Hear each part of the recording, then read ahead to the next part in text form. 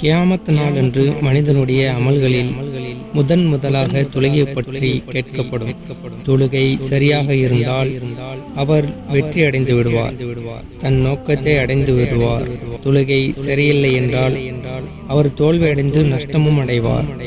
பர்லு தொழுகையில் குறை இருந்தால் பர்லின் குறைகளை நிவர்த்தி செய்ய எனது அடியானிடம் நஃபில்கள் ஏதேனும் இருக்கிறதா பாருங்கள் என்று அல்லாஹ் தஆலா மலக்குகளிடம் கூறுவான்.